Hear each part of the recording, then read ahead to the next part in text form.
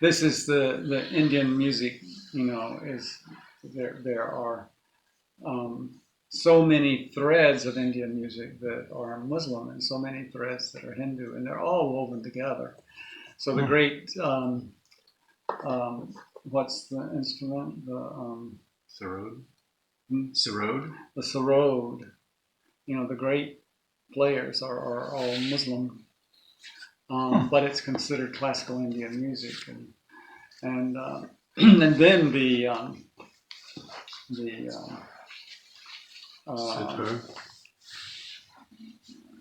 Qawwali.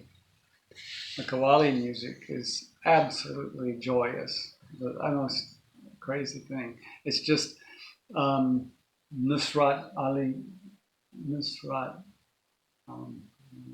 Khan. Nusrat something Ali Khan. Anyway, he's a famous Qawwali player. He's not a singer. He's no longer alive. But if you go to the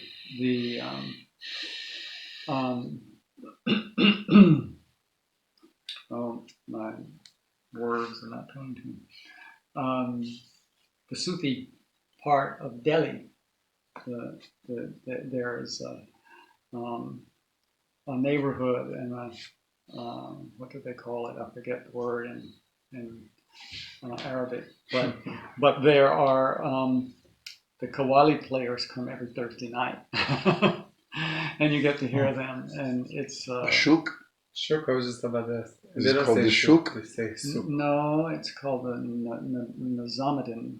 Oh, okay. Nizamuddin, I think that's it, because it's a shrine to a Sufi teacher. I see. And so anyway, but it's fascinating how all of India, just all this melds together and melds together and melds together. Like they're Christian.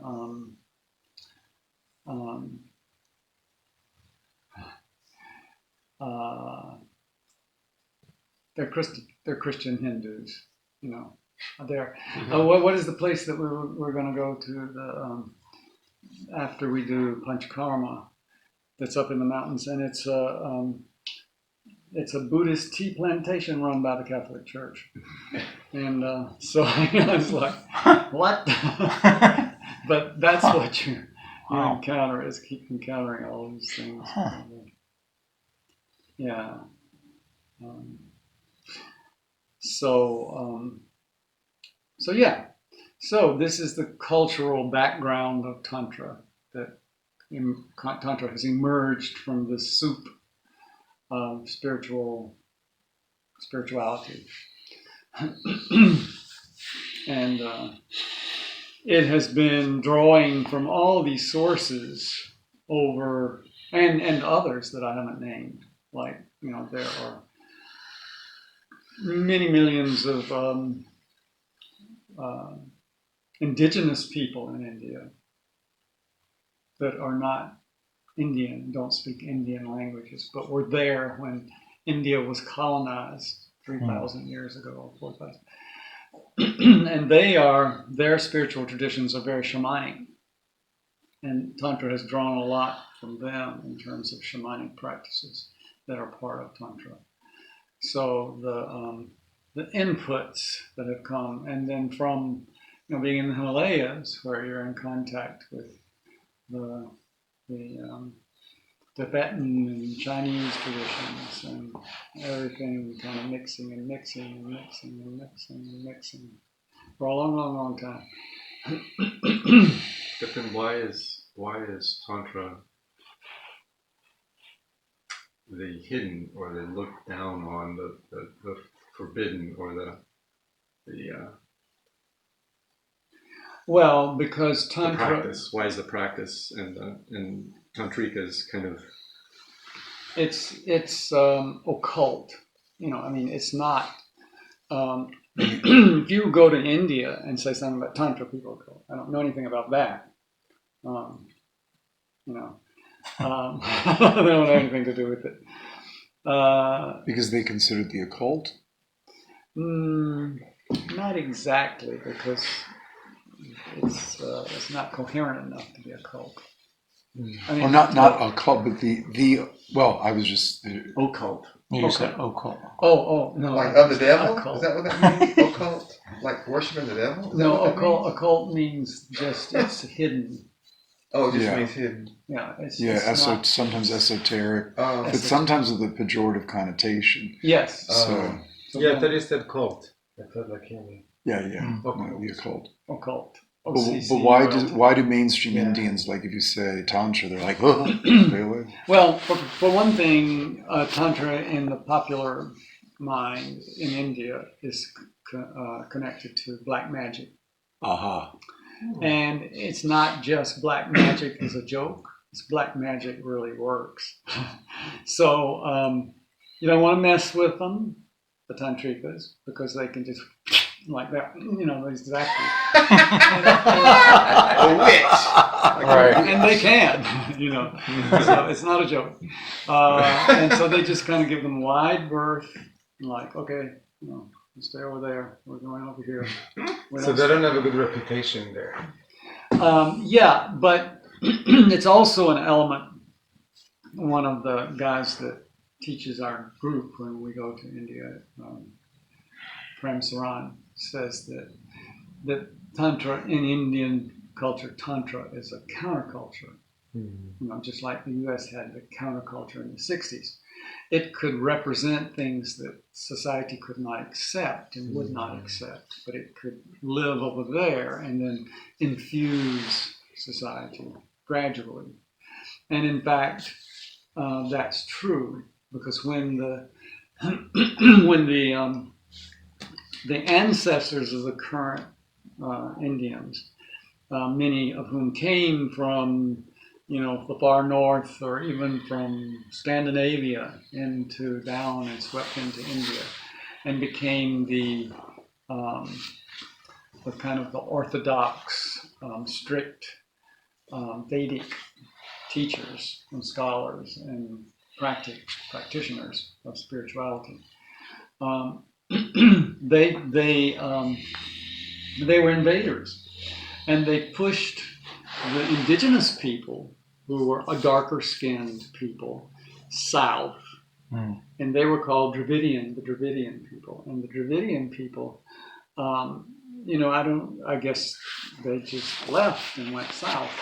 And so the languages in South India are Dravidian based, they're not Sanskrit based. And so northern India and South India are quite different. But those Dravidian people had their own very powerful earth-based religion, like the indigenous people that probably even came before them, and a lot of influence in that Dravidian culture came from Africa, or went from India to Africa. But anyway, it's strange because it's not that far from West India to East Africa. That's right. Just across the ocean there. And genetic studies show that there's a lot of connection between the peoples of India and Africa. So these Dravidian, they were called rishis. They were the high teachers. So the orthodox practitioners of Vedic spirituality would quietly go into the jungle and study with the rishis, the Dravidian rishis of the jungle. And that became a source that infused Indian spirituality and enlivened it for thousands of years, and still does to some extent. So the recipients, those who inherited that Dravidian spirituality, are really mostly the Tantrikas. And Tantra is a kind of underground in India, and somewhat suspect, but also feared, and it's a counterculture. So Tantra can disobey the rules of society because it's not a part of society, and that's an advantage. So the Tantrikas can do all these sexual practices and all these wild things with energy and dropping your body and taking another body and doing all this stuff. They can do all this stuff, and other people go, no, we don't have nothing to do with that, because they are creating the institutions of child rearing and the culture of trade and industry. Well, they're doing that world, the practical world. But the tantrikas drop out, become sadhus, take vows, and go off wandering with others that do that. And they're the swamis. How many swamis are in India? Nobody knows, but in the millions, many millions, probably 10 million, 20 million, I don't know, lots. And so they represent this other part of spirituality where all the experiments can be done freely. Like that's one of the first principles of Tantra is everything is an experiment.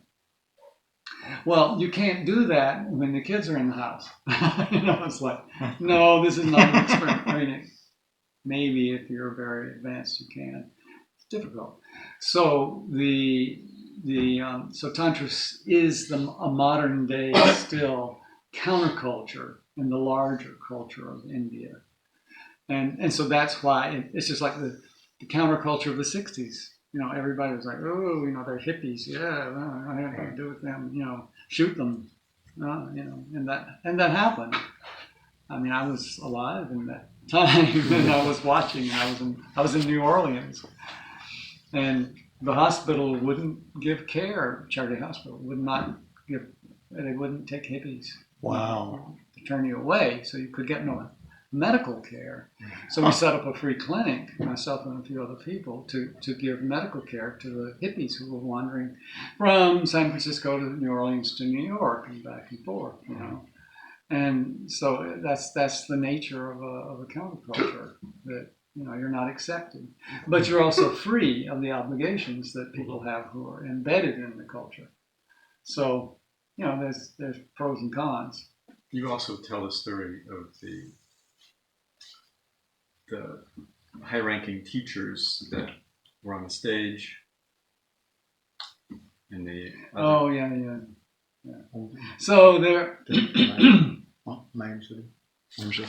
So this is an interesting story that reflects something about the culture of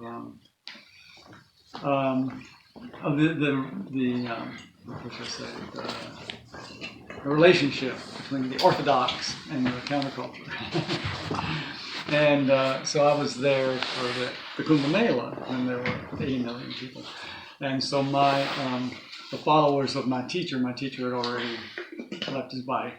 But the person who's running the institute now,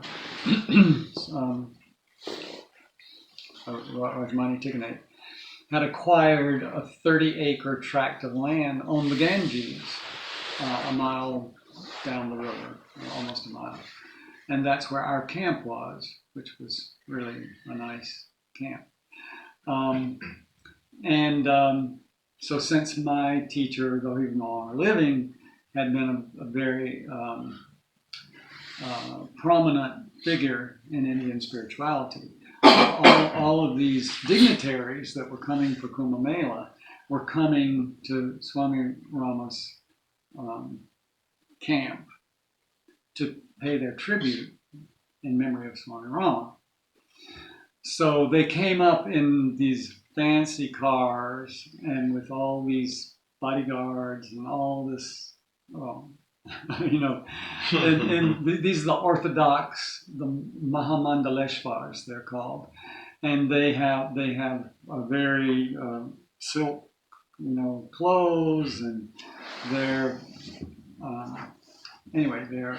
and we had to put on the stage for them because they don't sit at the level of other people. They had to have a little dais, each of them, to sit on, to show that they were. So they were all. I have to remind myself that I'm just a little bit superior. Right. Six or eight of them who were high ranking in the whole hierarchy of Indian spirituality. They had come to pay their respects to Swami Rama, his memory of Swami Rama. So they came up, and I was helping to host them because I was involved to some extent with Rajmani, with the group. And and so they all got situated, and then one by one they'd get up and speak. Well, then this old ramshackle car pulls up, and this Swami, who's wearing orange cotton clothes, not white silk, but orange cotton clothes, and a big mala around his neck, and kind of not dreadlocks quite, but sort of, and he kind of ambles out of the car, and he starts over into the stage. And as soon as he got to the stage and they saw him, they all got off of their dais and sat on the floor because he was their teacher. Yeah. So that's that spirit that lives it. There's, they wouldn't want all their followers to see them do that. That would be embarrassing, but they could not. There was no way they were going to sit higher than their teacher. So they sat on the floor, and the teacher could sit up because he was who they learned so much of what they knew from. But he didn't have a fancy car? No. Well, they should have bought him a fancy car. He didn't want a fancy car. Oh, he didn't need He didn't want any of that. Oh, okay. And actually, a few days later, Rajmani said to me, his name was Tapasvi Swami. Yeah. It means he does a lot of tapas, which is mantra and focus and intensity. So when he looks at you, his eyes go right. And he said, I want to go visit him, come with me. And I went, all right. So we went and had tea with him. Cool. In his little pavilion, which was about the size of this room. He was very simple and very inconspicuous, but they knew who was the person that had the knowledge and the wisdom. So that really impressed me. I was kind of a little disgusted by all the pomp and circumstance, but when I saw that, I went, okay, they haven't lost their values totally. They know they're just putting on the show. But when push comes to shove, they're going to acknowledge their teacher. So that was beautiful. So how many worldwide tantrikas are there today? And how does somebody even become a tantrika? Well, you become a tantrika by saying, I'm a tantrika. And anybody can do that. That's the problem. Yeah. So are they really? What do they know? Well, no, you don't.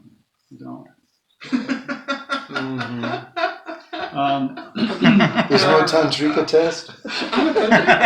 But there are tantric schools that have built-in rules and hierarchies and form. They're not all wandering. Good question. I was about to ask this. In the West, yeah. I was thinking in more like in Tibet, in the mountains. Well, then, yes, but Tibetan Buddhist Tantra is a different animal from Indian Tantra. Okay. Really?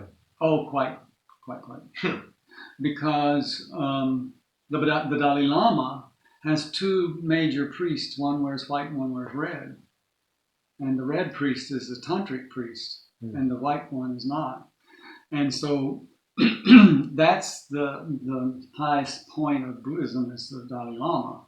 He's the so this red priest wears red is doing certain rituals that are tantric, but the other priest does rituals that are not tantric. And that's just one little example of how different they are. So it's part of the established religion, whereas in India it's all sort of underground. But it's also Tibetan Buddhist Tantra. I don't want to say anything about it because I don't know much about it. But I know it's different when I watch what they're doing. I go, oh, that's not what I thought. So, different animal. But yeah, they're much more institutionalized. Yeah, that's where my teacher had come from. Right. But so in India, it's more. Could you compare it to Sufism in Islamic countries? Yeah, and the Sufis and the Tantrikas are they kind of blend. Yeah. Because they're both subcultures. Probably put on some wild parties if you get those two together. They're both what? Probably put on some wild parties if you get those two together. Oh yeah, no, they do a lot of interesting things. And in fact, my teacher's secretary was a Sufi for 20 years. And so, and Pir Vilayat Khan, who was the Sufi teacher in the West, was a patient of mine, and so they, that part of Islam and that part of Hinduism are kind of both in the same position. Okay. Almost like the gypsies of the spiritual world. But, and very similar in their practices and beliefs. And they can kind of, one can kind of go over and be with the others, and it's not a big deal. Yeah. Well, if they're both kind of outcasts, they would at least respect each other's positions. Yeah. Yeah. And it's not, outcast isn't quite the word. Fringe. Fringe, yes. You might say, but I would say underground, kind of, they are, they're not like untouchables, that they're outcasts, untouchables, but they are, you just look the other way. You don't see them. They don't exist. Kind of like the homeless in this. Like when at Kumbh Mela, which Kumbh Mela was not a tantric, but a tantric event. But there came the what do they call them? The naked Swans, who are much more tantric in their what's the word? Anyway, they came in, I don't know, tens of thousands of them, maybe hundreds of thousands of them marching all together. Completely, most of them with ashes on their body, but totally naked, holding hands, just pure testosterone coming down the street. Nice. Yeah, and they go into the Ganges. When they come, everybody gets out of the way and they jump in the water. And you're not supposed to look at them. You're not supposed to take pictures of them. You're supposed to just stay out of the way. I got in the middle of them, and they were coming both sides, and I was taking pictures. Oh my gosh. And they never said anything to me at all. They didn't pose, but they didn't seem to mind that I was taking their pictures. Maybe they felt I was one of them. I don't know. I was in some way. They call them Naga Swamis. Yeah. And they are, they're feared, and they are also, they're naked. And what do people in India do with nudity? They don't call the police. They just don't look. They don't look. If they don't want to see the naked person, they don't look at the naked person. So nobody gets arrested for nudity. Mm-hmm. It's like, that would be ridiculous. Well, especially several 100,000 of them. And they're wearing ashes. It's not like they're naked. Right, that's true. But yeah, I mean, why do you look at them? How can you complain if you're looking at them? Don't look. I know, right? Yeah, which makes total sense. Yeah. And so it's the same way, Tantrikas, you don't look. Naga Swamis, you don't look. They're sort of mixed together. I don't want to know which is which. I'm just going about my life. I don't have anything to do with it. And so there is some respect for them, even though it's so that's why they're not outcasts. They're not regarded with contempt. They're regarded with fear, and just. I don't have anything to do with that. And we had we took the first trip with my students over for first group for the month in India. We go to India for a month, and I had one guy in the group who was 26 years old, and how did he get into this group of students? Because he would start asking questions, and you would have thought he was, 80 years old or some sage from. So he was an adolescent who was, probably 200 years old in his spirituality. So, but you never knew which was going to come out, and so we were in.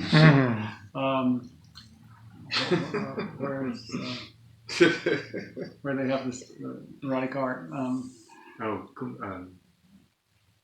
Clumbator. No, that's south. Anyway, we were in this town, and Where the 64 yoginis are. That place. Yeah, the Temple of 64 Yoginis, and the my mind is not working well tonight, and and he was always running off, checking out things and talking with people because he was cute, and everybody would he'd sort of have everybody gathered around him, and so he was off doing something, and this group of swamis, wandering sadhus, came up and with their teacher, and they whisked him away, and Kidnapped him? Well, he went along. Oh, yeah. I mean, willingly. they said, come with us, and he says, oh yeah. And so somehow we saw him in the distance and went over and grabbed him and said, no. And he said, well, they said I could go with. No, they said you could go with them, but you're not going to go with them. Don't do that. So we dragged him back, and he's like, Because why? Because you're afraid. What was the fear? Why didn't you want him to go with them? Huh? Why didn't you want you to go? Because he was on a part of his course was being in India. We were doing specific things. We were covering material, having regular meetings. So we were doing stuff that he had signed up for and paid for. Right. He wants to be part of it. So yeah, and he really was glad that we brought him back because he was a little distracted. Mm-hmm. But yeah, that's the kind of thing that don't stay away from him. And he was doing this teacher. Their teacher was doing black magic. That's what he was doing. Yes, and that's how they make a living. And they do things, and people, you pay them so they don't do something, you pay them so they do. Wow. Do something to someone that you don't like. Or Yeah, get him. Right. Tantra mafia. So yeah, it's not very uplifting, that kind of tantra. But then there are tantrikas who are. I mean, if you go to Varanasi, to the holy city in Varanasi, and hang out on the ghats, which we did, and you will see these Aghoris. They're the sadhus that tend the burning ghats, the funeral pyres, where the bodies are being burned, and they're intense. They wear just practically nothing, and they for their begging bowl they use a human skull, and they will eat parts of humans, and they do all kinds of weird practices. I mean, they're the ones who they like to be in burning ghats because they use the bodies. Because the bodies get there and they don't always get burned right away, right? Where are the bodies coming from? That's a practice for a funeral practice, is that you burn the bodies. So if they die before they go, it's either you can burn them and throw the ashes in the river. So so it's talking about the receiving the bodies. But they are in charge of the bodies until they get burned, and so they can do these kind of sadhana, this kind of practice, sitting on a fresh corpse, because there's still energy in that, life energy, and you can use that in the practice.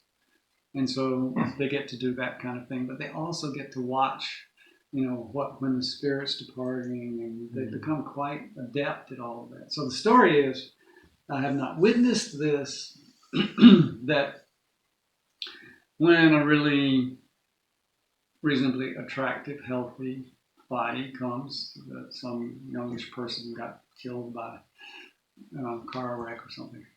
And they wrap the bodies, they'll just slip into that body and let their body be burned on the funeral pyre.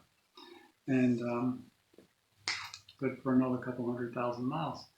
And so that's one of the perks of living on the burning ghats and doing that work. But some of those people, if you talk with them and find out about them, they have PhDs in physics, so they're Wow. they're not ignorant people. Some are and some aren't. But some are highly educated people who just quit and left and went off to join the sadhus and made that their life. So that's always an option in India. It's kind of hard to do here. So you take your begging bowl, people go, "What do you want? Go away." No, So it's a skull. Well, it's not recognizable Something as a in skull. yeah. I mean, it is if you look closely, but it's just the caldering, it's just the top part Okay. that they so often use. But Still, you're not going to get anything here. Yeah. Anyway, whatever. It's a plastic bowl. You're not gonna- Most of the spots are taken Yeah. to beg. So yeah, but that was somehow an answer to some question that went way off. Well, Ravine was talking about how many tantrikas. Oh, right. Oh, how many tantrikas? Yeah, in India, because it's the reason it's so hard to know is because so much of it is underground, and people can be tantrikas and you don't know it. If you focus on the nasal pharynx and just feel every sensation that's happening in the nasal pharynx, maybe even touch it with your epiglottis, something, glottis. And focus carefully on that sensation.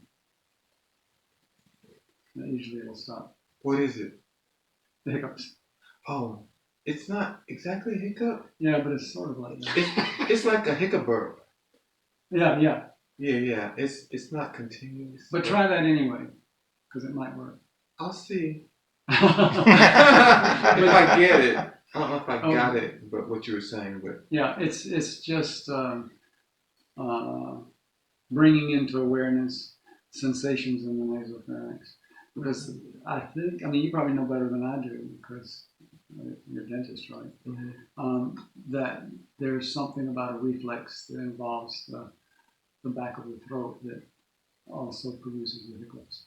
But there's also one of the pranas, upana, dhyana, and so forth, the 5 pranas. There's 2 more pranas. One of them has to do with the hiccups. It could be also my body telling me it's about time for you to go home and go to bed. Yeah. So it could be that too. Yeah. And I'm like saying, well, maybe it's going to be over soon. Oh, it's going to be Maybe over we soon. can- Like, okay, What time is it? I'm gonna make you disruptive.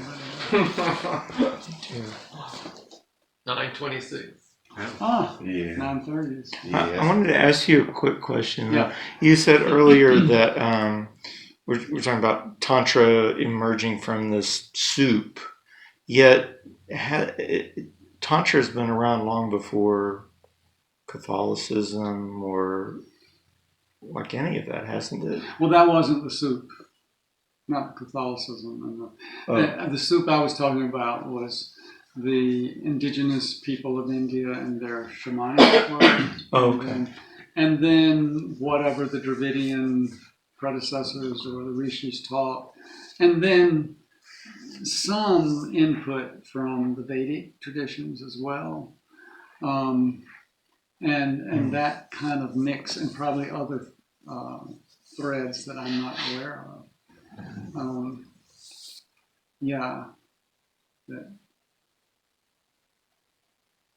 Because a lot came from Africa, and then from Tibet and China, and it all just gets stirred and stirred and stirred. And so it's always evolving. And that's why when you say, well, how do you know it's a tantric? Well, because Tantra, there are so many different possibilities, and it's fine that everybody's trying what they're trying and finding their way of being a tantrika. And that's how things evolve, Well, and there's no patriarchal structure, right, to say, oh, you got your degree or your certification, Right. or you spoke to this authority. Some are trying to do that. Right, of course. But you've also said that that each generation, each iteration, it's what comes through that generation. Yeah, because what comes through the new generation is something that's suited to the new generation. So it needs to morph. Now, is it morphing in a good direction or a bad direction? Well, let there be many morphings, and people use what works for them. And With you, it's what I feel. It's what I can sense and intuit, and what feels like it's real. yeah, I don't ever feel like anything you do or say is false or ego-driven. Or dogmatic. right. Yeah. And so it's up to each person to listen to the teacher or whoever's teaching and say, that makes sense to me, that rings true, great, or I don't think so, and go the other direction, And so it all sorts out, people, and different people need a different approach, and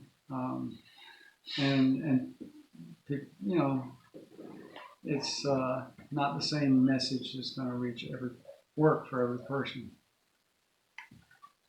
Well, and Western mind, Tantra has really kind of gone down the path of sex, and really that's the enticement, and that's the draw, and that's more of the concentration. Yeah.